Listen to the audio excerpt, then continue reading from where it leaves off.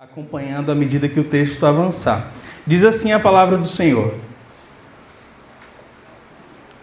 quanto a isso, temos muito que dizer, coisas difíceis de explicar, porque vocês se tornaram lentos para aprender. De fato, embora a esta altura já devessem ser mestres, vocês precisam de alguém que lhes ensine novamente os princípios elementares da palavra de Deus. Estão precisando de leite e não de alimento sólido. Quem se alimenta de leite ainda é criança e não tem experiência no ensino da justiça. Mas o alimento sólido é para os adultos, os quais, pelo exercício constante, tornaram-se aptos para discernir tanto bem quanto mal. Vamos orar ao Senhor mais uma vez. Pai, muito obrigado pela sua palavra já lida, compartilhada nessa noite, por meio de cada louvor. Nós nos rendemos a Ti, colocamos nesse momento nossos ouvidos, os nossos corações diante do Senhor. Tem misericórdia de nós, que não sejamos, como dito no texto, lentos para aprender, mas que o Senhor faça com que essa palavra repouse no lugar mais profundo do nosso coração, para que não apenas aprendamos, mas que também tenhamos condições, qualificação para transmitir, ensinar, frutificar com base naquilo que o Senhor fez nas nossas vidas. Nós nos entregamos a Ti e adoramos, orando em nome de Jesus. Amém. Meus queridos irmãos, quando nós recebemos o Evangelho, nós não somos inseridos em um tipo de vida, em um estilo de viver nesse mundo que é estático, imóvel, parado. O que a palavra de Deus diz é que quando cremos na palavra da salvação, nós entramos em movimento. É um estilo de vida que é dinâmico, gradual. E esse movimento tem como origem o próprio Deus, que, como vimos, por meio de Cristo, que é o nosso sumo sacerdote perfeito, Ele é o autor perfeito da nossa salvação. A palavra nos ensina que quando nós cremos na mensagem sobre Cristo, ouvimos e cremos como resposta de fé aquilo que é pregado a cada um de nós, nós recebemos a salvação que é dada por Deus pela graça, mediante a fé em Cristo, reconhecendo-o como Senhor e Salvador das nossas vidas. E essa salvação não tem apenas uma mudança exterior. Eu não começo simplesmente a frequentar alguns lugares diferentes, me vestir de forma diferente, mudar a minha linguagem. Mas a salvação significa a redenção do homem, ou seja, o resgate do ser humano na inteireza do seu ser, o ser humano por completo, dos efeitos danosos do pecado no mundo. E a Escritura revela para a gente que essa salvação, ela tem um processo, ou é feita de etapas, que lá, principalmente na carta de Paulo aos Romanos, nós vemos muito bem delineado, colocado como certas etapas definidas, que são regeneração, justificação, santificação e glorificação. A regeneração é o ato soberano de Deus que faz com que o pecador nasça de novo. É uma transformação profunda ao ponto de ser chamado de novo nascimento. A justificação acontece no mesmo momento e é o ato de Deus, um ato da sua justiça que diz: não há mais dívida, você não é mais digno de pena, você não tem mais culpa. Deus tira de cada um de nós a condenação pelo pecado. A santificação, por sua vez, é a única dessas etapas que é tratada na palavra de Deus como um processo. Um processo contínuo, constante, porque a partir do novo nascimento, a partir do momento que cremos na palavra da verdade, confessamos a Jesus como nosso Senhor e Salvador, nós somos chamados a progredir, caminhar agora em direção ao propósito de Deus para as nossas vidas, caminhar rumo a sermos mais parecidos com Cristo, menos parecidos com quem nós éramos antes de Cristo. A glorificação, que é a última etapa, é o ápice da salvação de Deus. É o ponto mais alto de tudo isso. É a conclusão da obra de salvação. Ela é o estado de felicidade eterna, felicidade plena, que aquele que recebeu a Cristo como Senhor e Salvador não talvez alcance, mas tem garantida. E o processo culminará neste dia. Todos aqueles que foram lavados, resgatados pelo precioso sangue de Cristo, um dia se encontrarão com Ele, porque foram regenerados, nasceram de novo, foram justificados, não há mais condenação, foram santificados, cada dia menos parecidos com o que eram antes e mais parecidos com Cristo. E no final das contas, glorificados. Seremos como o Senhor é. Então o nosso Senhor, Ele nos chama para uma jornada que começa com um ato da graça de Deus, sua soberania, mas também termina com um ato da graça de Deus. Mas entre o ponto de partida e o destino final, que já está anunciado para cada um de nós, tem algo muito importante no intercurso, no meio dessa jornada, que é retratada pela etapa que nós lemos aqui como santificação. Nós somos chamados agora, já que cremos em Jesus, já que Ele nos transformou, anulou o escrito de dívida que estava contra nós, nós precisamos agora enfrentar um processo contínuo de crescimento, amadurecimento, aperfeiçoamento. Não tem como, crendo em Cristo hoje, semana que vem eu ser do mesmo jeito. Eu sou colocado em um movimento que não para. Esse movimento só cessa no céu, quando alcançaremos a perfeição. A ilustração que o autor aos Hebreus vai trazer para a gente, relacionando com o estado de desenvolvimento de um ser humano, ele quer dizer para a gente o seguinte: assim como no nosso nascimento natural, do ventre das nossas mães, não dependeu da nossa vontade, nem do nosso esforço, e depois dele nós passamos naturalmente por um desenvolvimento. Vimos aqui as gerações: recém-nascidos, bebês, crianças, adolescentes, jovens, adultos, idosos. Da mesma forma, quando Deus nos regenerou, quando nós nascemos de novo da água e do Espírito, Ele também ordena que agora nós desenvolvamos, cresçamos. Não dá para continuarmos imaturos para o resto da vida. Não é natural que alguém fique como um bebê eternamente. Da mesma forma, na vida cristã acontece. Paulo, ele exorta os filipenses no capítulo 2, dizendo o seguinte: desenvolvei a vossa salvação com temor e tremor. A vida cristã não é um estado que, depois de ter alcançado a salvação da alma, você está agora parado, estagnado, esperando o dia do Senhor te puxar pelo braço e se encontrar com Ele. Na verdade, há muito a fazer. Nós costumamos simplificar o plano da salvação, quando ensinamos para crianças, em cores. Cores que significam exatamente essas etapas. E os irmãos lembram o que significa a cor verde do plano da salvação? Oi? Crescimento espiritual. A ilustração se refere exatamente a uma árvore que, plantada, bem regada, uma semente no lugar certo, que vai encontrar crescimento, vai florescer, frutificar. Nós, depois de purificados pela obra de Jesus Cristo, nós somos chamados a crescer, amadurecer, frutificar, não ficar parados. Se você planta uma árvore que você sabe que é uma árvore frutífera, Arilson, e demoram anos, e essa árvore não cresce, não frutifica, o que você tem certeza? Algo tem errado, algo está errado. Se uma criança passa os anos, não se desenvolve, não cresce, não amadurece em todos os seus aspectos, o que nós dizemos? Tem algo errado. Da mesma forma, meus irmãos, o que o autor quer comunicar para a gente é: se por acaso na vida cristã passam-se os anos, nós estamos caminhando já há algum tempo dizendo que conhecemos o Evangelho, se nós falamos que somos velhos na fé, pertencemos a uma geração antiga de crentes, nós devemos mostrar isso daqui em tudo que diz respeito à nossa vida. E o autor não está se dirigindo a esses crentes aqui com alegria, é uma exortação que ele traz em forma de lamento. Ele está lamentando a condição espiritual dessas pessoas. E é sobre isso que eu queria ver com você nessa noite, pensando sobre o processo da vida cristã, aquilo que nós somos chamados, e na aplicação isso tem a ver sobre aquilo que estamos pensando na nossa campanha de missões estaduais. Então eu queria que você visse comigo inicialmente o versículo 11.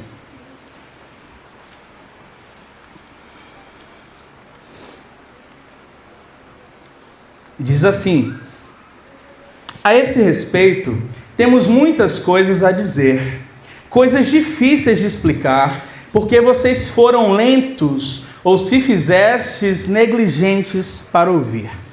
Meus irmãos, o autor dessa carta, nós temos acompanhado até aqui, é um texto bastante denso, nós sabemos disso. Ele tem trazido uma exposição muito profunda sobre a grandeza de Cristo, sobre a história da salvação, sobre o significado de Cristo para cada um de nós.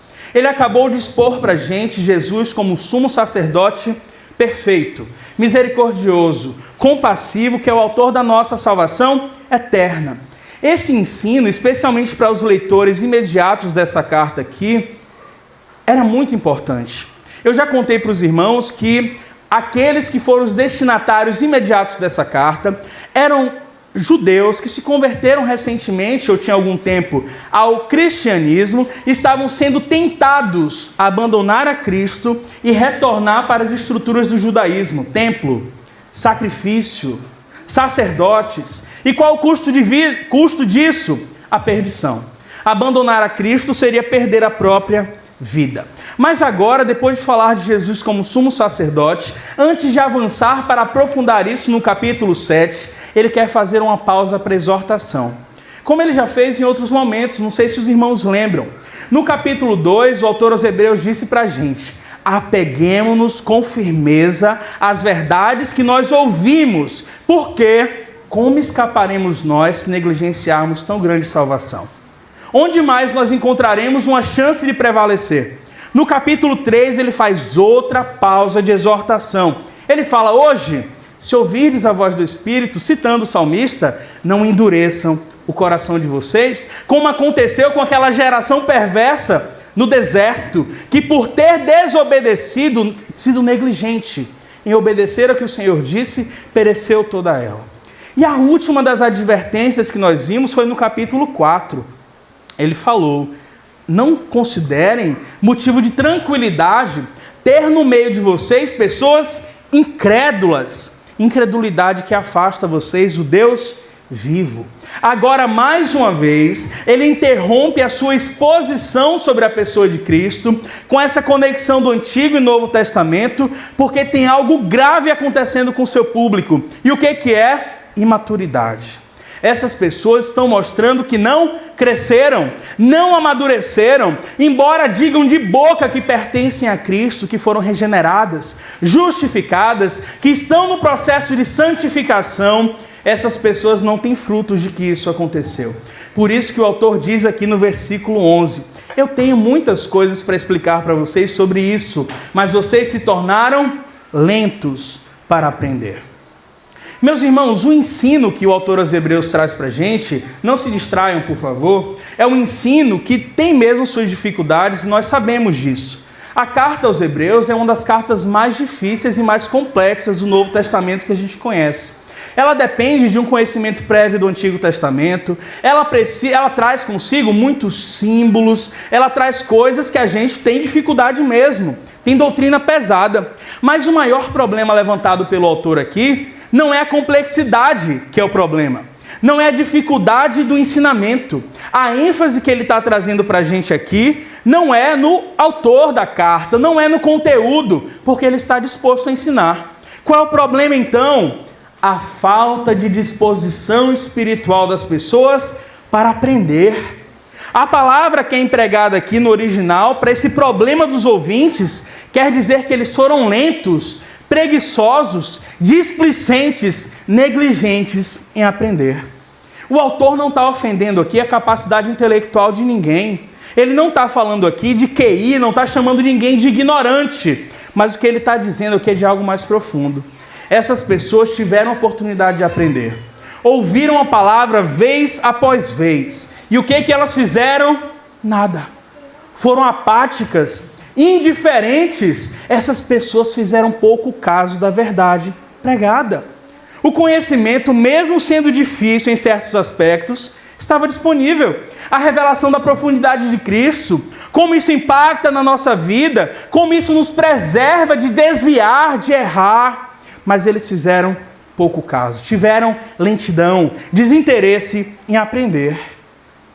Eles tiveram muitas oportunidades.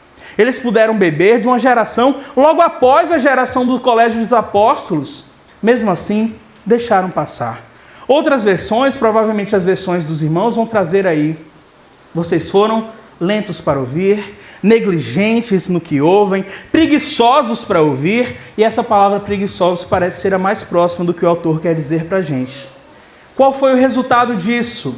Essas pessoas, essa geração ficou estagnada, vulnerável, desprotegida no momento da tribulação, no momento da tentação, quando eles viram a perseguição apertando, o risco de morte. Qual foi a primeira postura deles? Precisamos abandonar o barco, precisamos sair disso aqui.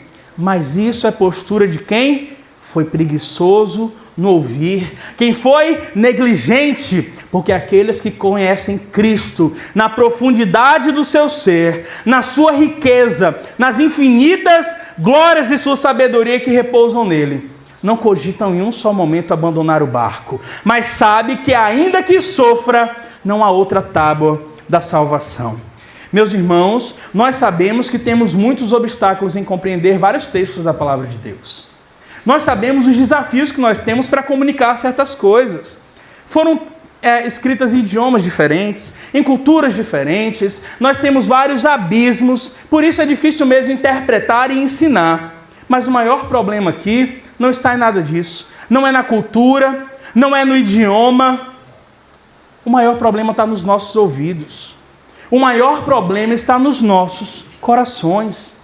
Porque se nós não endurecermos esses nossos corações, se formos zelosos, dispostos, disponíveis para aprender, o Espírito age na igreja. O Espírito habita nos nossos corações. O Espírito Santo tira a cegueira espiritual. O Espírito Santo torna qualquer pessoa que é julgada pelos outros como ignorante, como o maior sábio nas coisas de Deus. O que nós precisamos é o quê? Prontidão para ouvir. Não ter preguiça, não ter apatia, não ter negligência. Deus usa várias oportunidades para que nós cresçamos. E quando nós não crescemos, o que é o problema? Cada um de nós. O problema não está na palavra. O problema não está no professor. O problema não está na igreja. Está nos ouvidos lentos, preguiçosos, negligentes. E o autor continua a exortação no versículo 12 e o 13. Acompanha comigo, por favor.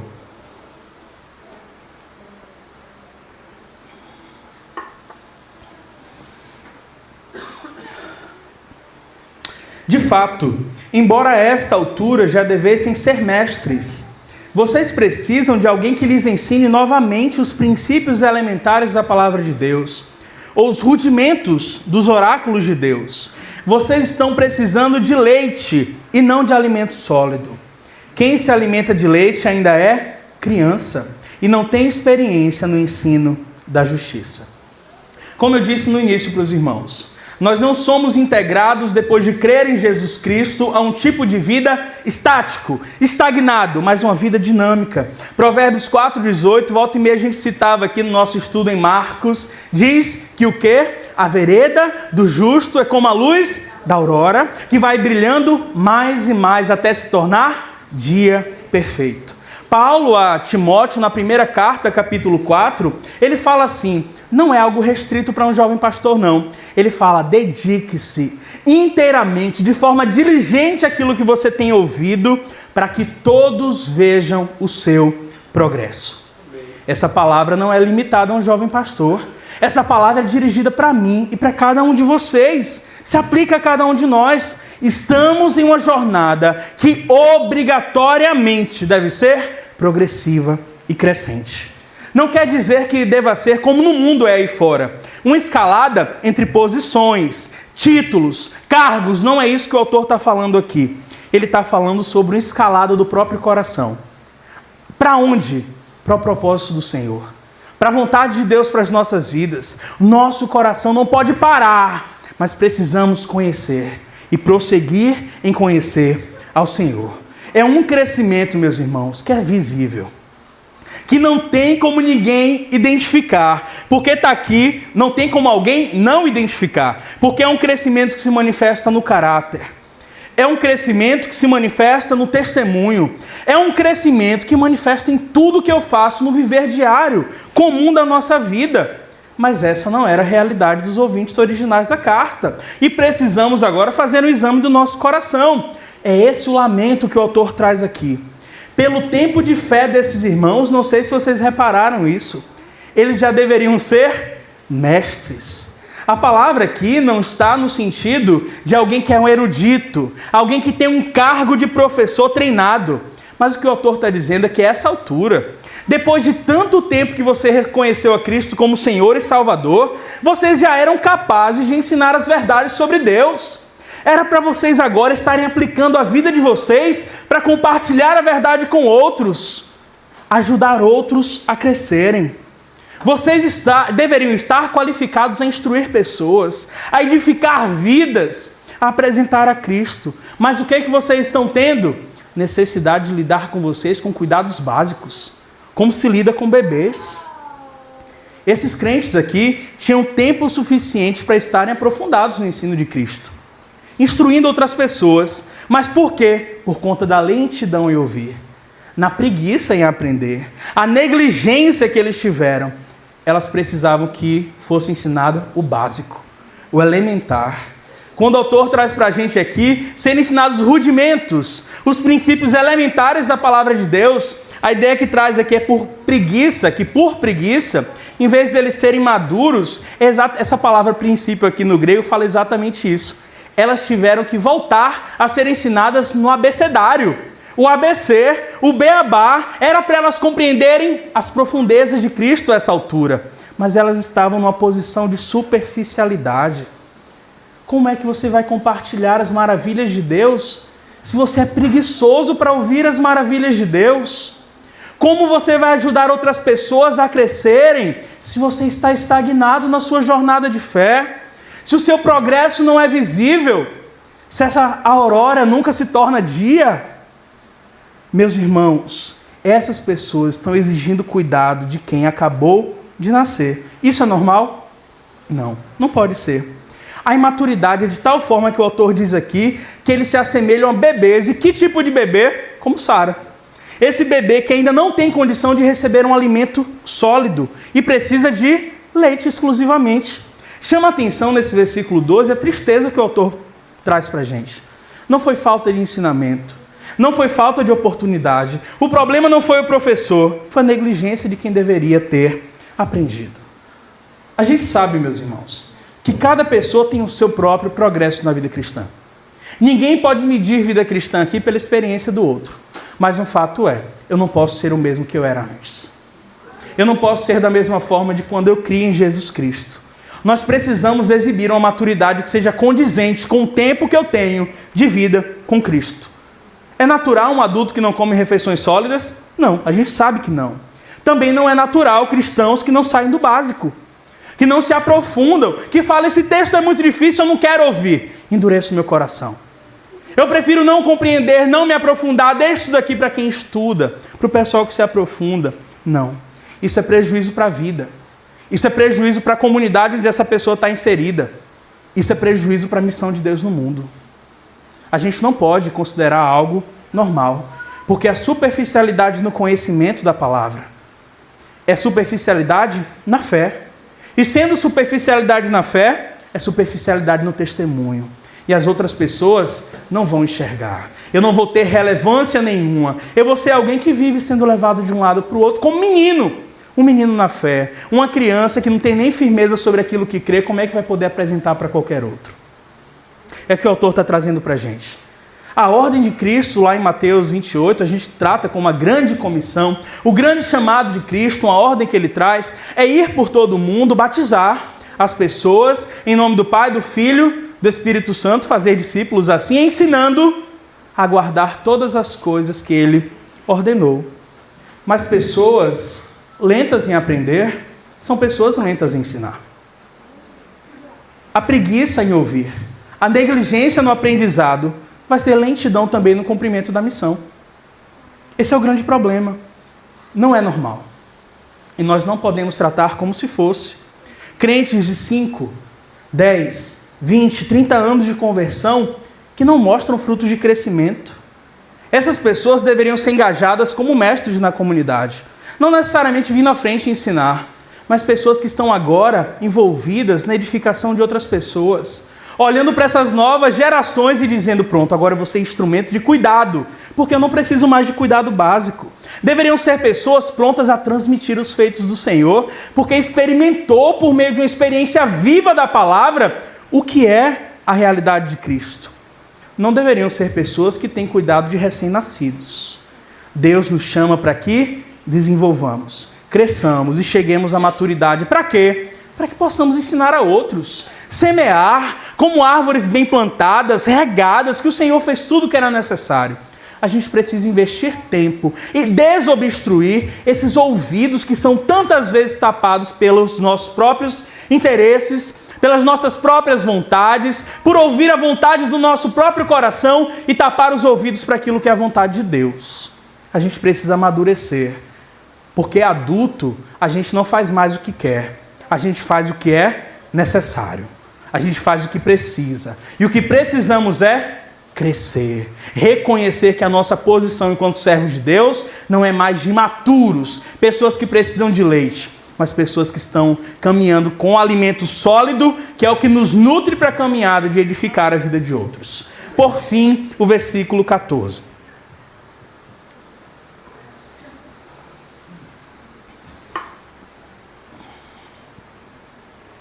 Isso nos leva à consideração final do autor aqui nesse versículo. Ele diz assim: mas o alimento sólido é para os adultos, os quais, pelo exercício constante, tornaram-se aptos para discernir tanto bem quanto mal.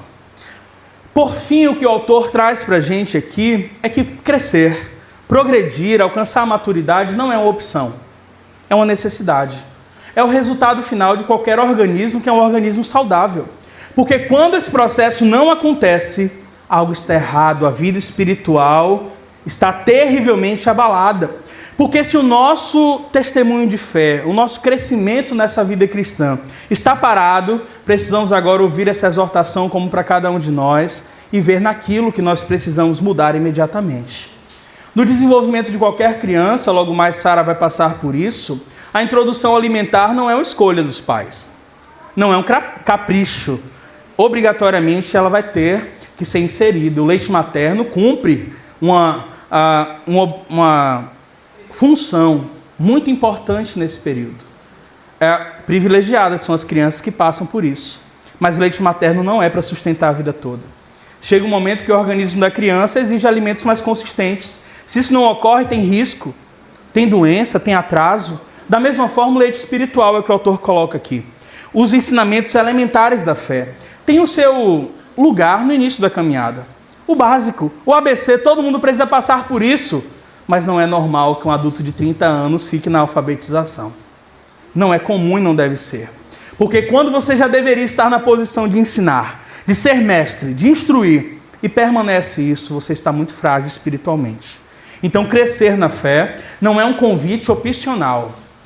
Não é algo que eu devo deixar para aqueles que eu julgo, que têm funções específicas na igreja, que têm vocações específicas.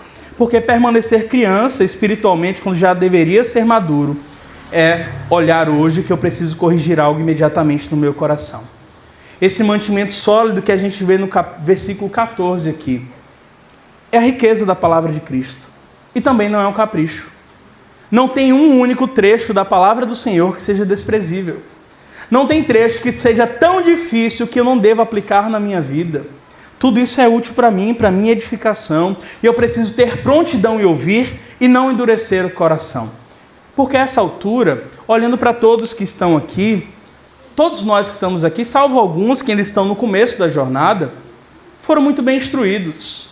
Receberam os princípios elementares da palavra, receberam muito bem os rudimentos, estão muito bem alfabetizados. Mas nós precisamos, então, avançar.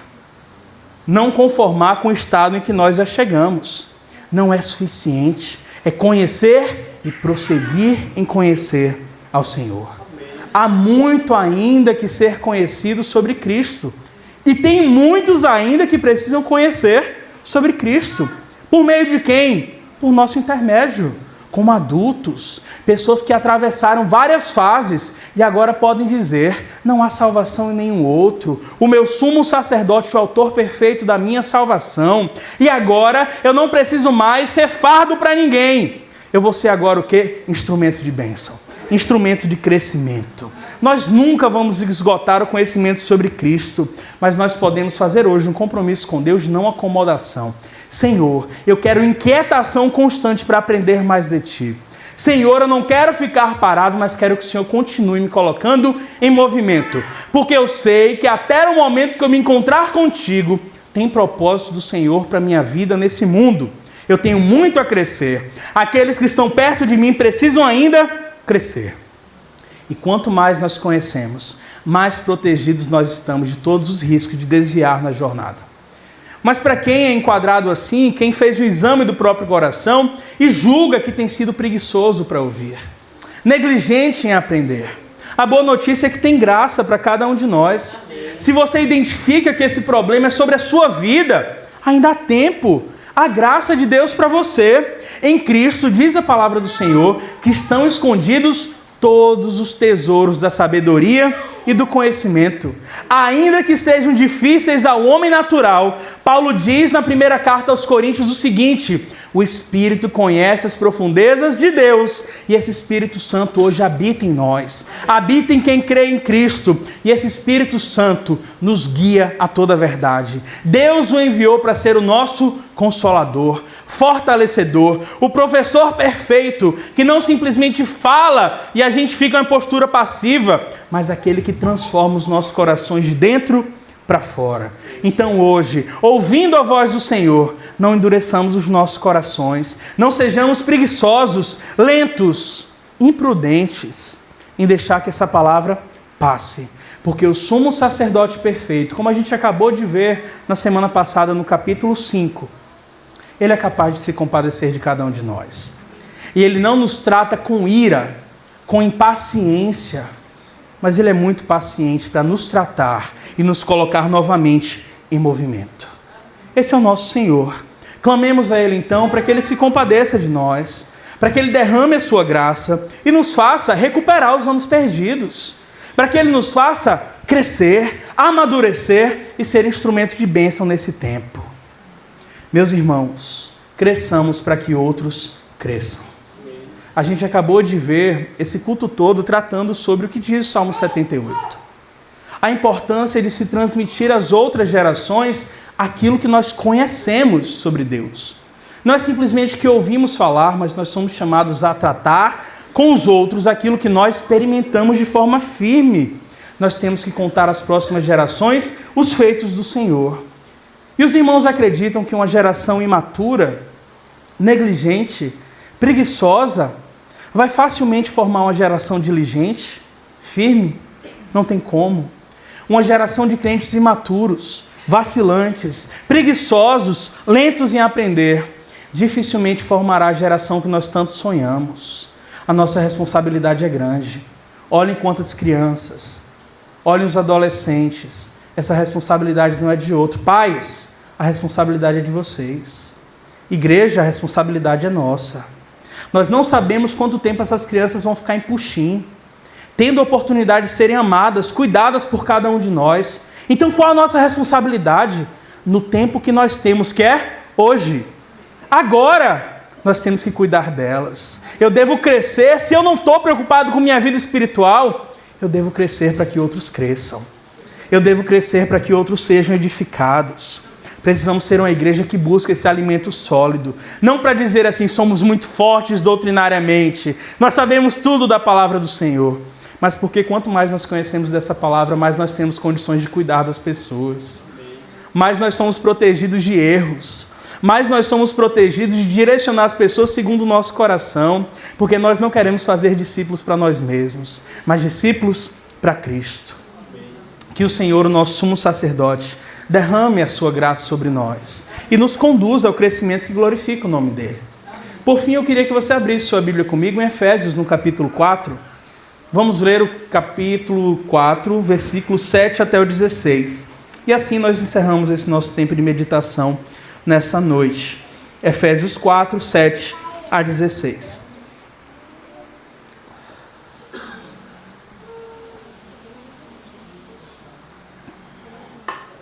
Diz assim a palavra do Senhor: a cada um de nós foi dada a graça conforme a medida com que Cristo distribuiu os dons. Por isso é que foi dito: quando ele subiu em triunfo às alturas, levou cativos muitos prisioneiros e deu dons aos homens. Ora, o que significa ele subiu, senão que também havia descido às profundezas da terra? Aquele que desceu é o mesmo que subiu acima de todos os céus, a fim de encher todas as coisas.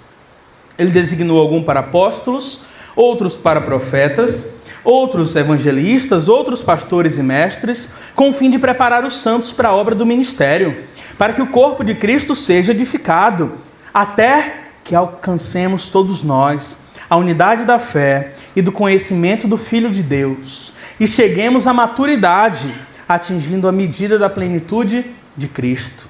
Versículo 14.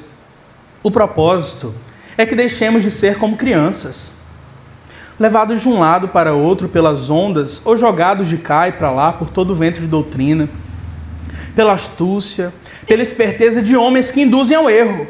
Antes, seguindo a verdade em amor, cresçamos em todas as coisas naquele que é a cabeça, Cristo.